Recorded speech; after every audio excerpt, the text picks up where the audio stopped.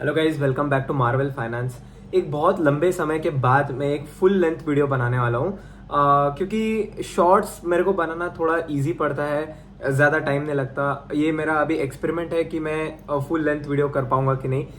Every Sunday मैं करने का ट्राई करूंगा। इसमें हम ज़्यादा नहीं, मार्केट के क्या हुए थे, लास्ट वीक क्या हुआ था वो डिस्कस करेंगे। क्या क्या इम्पैक्ट आगे के इसमें दिनों में क्या इम्पैक्ट पड़ सकता है निफ्टी वगैरह पे, वो हम डिस्कस करेंगे। ज़्यादातर मैं एक निफ्टी में ऑप्शन सेलिंग करता हूँ। बैंक निफ्टी में बहुत वॉलेटाइल होता है, इसलिए मैं बैंक निफ्टी को ट्रैक तो नहीं करता ज़्यादा, बट बेसिक लेवल्स मालूम होते हैं। मिड कैप एंड इसमें फिन निफ्टी में अभी वॉल्यूम्स आना स्टार्ट हुए हैं, बट मिड कैप में मैं इतना देखता नहीं हूँ क्योंकि उसमें अभी भी वॉल्यूम्स के बहुत इशू हो रहे हैं। तो चलिए देखते हैं कि निफ्टी में क्या हुआ था। लास्ट वीक हमारा निफ्टी खुला था अराउंड कुछ 18,800 के लेवल्स पे and closing was not that good. इतना आई वुड से थोड़ा सा वीक सेंटिमेंट पे मार्केट क्लोज हुआ है। अगर हम देखें, हम खुले थे वीक के हिसाब से हम खुले थे कुछ अराउंड 18,800 के लेवल्स पे एंड अभी हम क्लोजिंग देखें तो 18,665 के लेवल पे, यानी वीक के हिसाब से माइनस हम 0.81% पे हैं। बैंक निफ्टी देखे तो हम वीक के हिसाब से -72% पे है। तो क्या क्या चीज़ें अब हम नेक्स्ट वीक के लिए देख सकते हैं। पहले तो रशिया वाला जो इशू है वो मैं डिस्कस करता हूँ। पहले तो हम लेवल्स देख लेते हैं निफ्टी के। अब मैं एक पोजिशनल ऑप्शन सेलर हूँ। मैं ज़्यादातर वीकली पोजीशंस नहीं लेता, वीकली पोजीशंस लेता हूँ जब मुझे अपॉर्चुनिटी मिले तो, या मैं कुछ कैलेंडर स्प्रेड वगैरह कर रहा हूँ तो मैं वीकली के पोजीशंस लेता हूँ, नहीं तो मैं मंथली पोजीशंस लेके अपना बैठ जाता हूँ। और देखा जाए तो इस वीक यानी ये मंथली एक्सपायरी जो 29th को है उसमें बिल्कुल बहुत कम प्रीमियम्स है, इसलिए मैंने डायरेक्ट जुलाई के ऑप्शंस बेच रखे हैं एंड मेरा रेंज भी काफ़ी दूर है।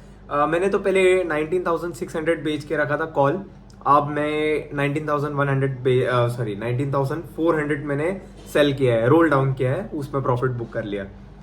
तो ऊपर की तरफ हम देखा जाए तो 18,880 ये लेवल है जो जहां से मार्केट ने बार बार रेजिस्टेंस लिया। ये हमारा ऑल टाइम हाई का भी लेवल है। ऑल टाइम हाई से हम एक दो पॉइंट दूर रह गए और वहां से रिवर्सल आ गए। एंड अगर आप चार्ट भी एनालिसिस करें तो एक आपको बहुत सारे पैटर्न्स दिखेंगे। हेड एंड शोल्डर पैटर्न दिख रहा है, दूसरा डबल टॉप दिख रहा है। तो ये तो चार्ट के बेसिस पे थोड़ा सा बेरिश सिनेरियो है। नीचे के लेवल्स पे हम देखें तो अराउंड 18,545 ये तो बहुत दूर हो गया। पहले उसके पहले हम देखें तो 18,600 एक राउंड लेवल है, तो वहां पे भी थोड़ा बहुत सपोर्ट तो हमें दिखेगा क्योंकि मार्केट ने अभी फ्राइडे को क्लोज करते समय वापस 18,650 ये लेवल पे सपोर्ट लिया था, तो हम इसे एक अच्छा सपोर्ट मान सकते हैं। इसके साथ हम OI डेटा का भी एनालिसिस करें। OI यानी ओपन इंटरेस्ट का एनालिसिस हम ज़्यादा कर इस वीकली एक्सपायरी के लिए ही करते हैं क्योंकि जो लिक्विडिटी होती है, जहां लोगों के ज़्यादा वॉल्यूम्स रहते हैं, वो इस वीक के एक्सपायरी में रहते हैं। तो उससे हम देखें कि 18,800 इस लेवल पे भारी कॉल राइटिंग हुई है। इसका पुट कॉल रेशियो भी 0.5 है, यानी बहुत बेरिश ऑब्वियसली।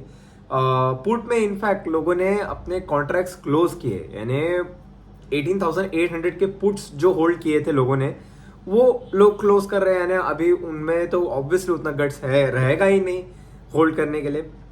तो 18,800 का कॉल पे एक भारी भरकम राइटिंग हुई है, call writing.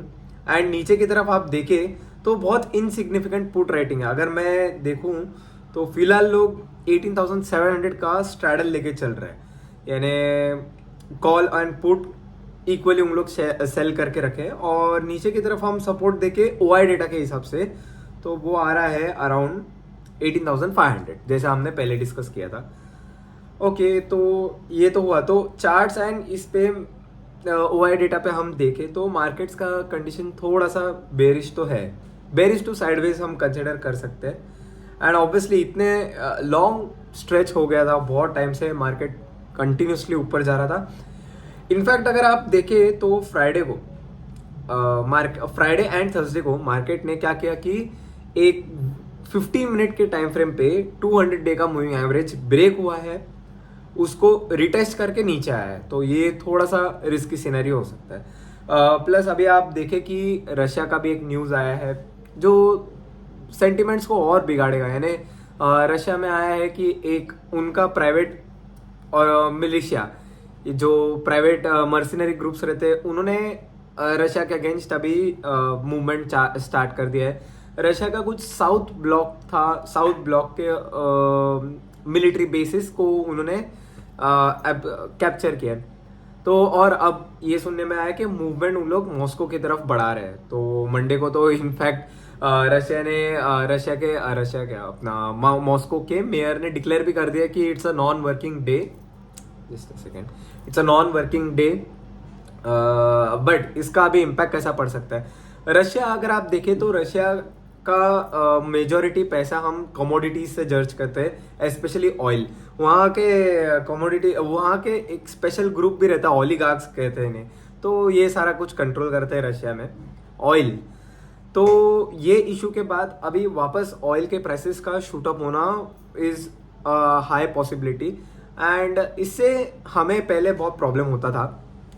If you see कि इंडिया को ऑयल का प्राइसेस इन्वर्स रिलेशन होता है कि ऑयल के प्राइसेस शूट होते तो वापस इंडियन मार्केट में वीकनेस आती है। इसमें अभी प्रॉब्लम क्या है कि हमारा मार्केट ऑलरेडी बेरिशनेस दिखा रहा है, तो इसमें अभी वापस ऑयल का प्राइस राइज होएगा, तो ये that is not a good thing. But इसके कारण हमारा जो रिलायंस इंडस्ट्रीज है वो बेसिकली क्या है, एक ऑयल रिफाइनरी ये है, पेट्रोलियम रिफाइनरिंग कंपनी है, तो उसके लिए बेनिफिशियल होता है। एंड रिलायंस का वेटेज भी अपने निफ्टी में सबसे ज़्यादा है। तो लेट्स सी इसका इफेक्ट कैसा पड़ता है मार्केट पे। ऑल्सो अगर मेरे पोजीशंस की मैंने बात की तो मैं एक नॉर्मल एकदम आयन कॉन्डोर बेच के रखा हूँ। I know the VIX levels are not that great. VIX चल रहा है कुछ 11.23 के अराउंड, जो हम ऑप्शन सेलर्स के लिए बिल्कुल अच्छा नहीं है विक्स। बट बीच में थोड़ा सा राइज हुआ था और उस दिन मेरे को थोड़ा सा लॉस में गया था मैं, but then it came back down. थोड़ा सा मैंने एडजस्टमेंट्स किया। अभी एडजस्टमेंट्स भी मैंने ज़्यादातर प्रॉफिट में ही किए ये हफ्ते, लास्ट वीक, क्योंकि मार्केट बहुत शार्पली फॉल हो रहा था थर्सडे से लेके। तो मैंने मेरे 19,600 के पूरे लेग को 19,600 और 20,000 का कॉल मैंने बाय किया था। 19,600 बेच के 20,000 का कॉल मैंने बाय किया था इन जुलाई ऑप्शंस।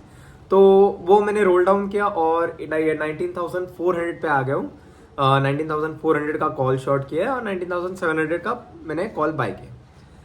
तो अभी लेट्स सी कि क्या पोजीशंस रहते हैं इसमें, क्योंकि अभी ऑप्शंस के प्रीमियम्स बहुत कम है। हम ऑप्शन सेलर्स के लिए it's not a good situation. और ऊपर से अभी विक्स का राइज होने का प्रोबेबिलिटी भी ज़्यादा है, क्योंकि जब मार्केट गिरता है तब इंडिया विक्स का इन्वर्स रिलेशन रहता है। मार्केट नॉर्मली देखा जाए तो कभी कभी ऐसा होता है कि मार्केट भी ऊपर जा रहा है और विक्स भी ऊपर जाता है, इंडिया विक्स। तो that is also not a good connection, क्योंकि दैट मीन्स कि मार्केट ऊपर जा रहा है बट वरीज के साथ जा रहा है। विक्स का इंडिकेशन क्या रहता है? फियर इंडिकेशन रहता है। एंड इसके साथ अगर मार्केट जब नीचे जाते हुए विक्स नीचे जाता है तो that is considered as a bullish scenario, क्योंकि मार्केट भले ही गिर रहा हो बट लोगों में फियर नहीं आ रहा है, यानी लोग बाइंग वगैरह देख रहे हैं। तो ऑलरेडी इतने लो विक्स प्रीमियम्स चालू है, विक्स लेवल्स इतने कम है, तो जब मार्केट वापस गिरेगा या मार्केट में बेरिशनेस आएगा तो विक्स राइज होगा, जिससे iron condors, iron flies, straddles, triangles, इनको थोड़ा इशू होता है। तो लेट्स सी।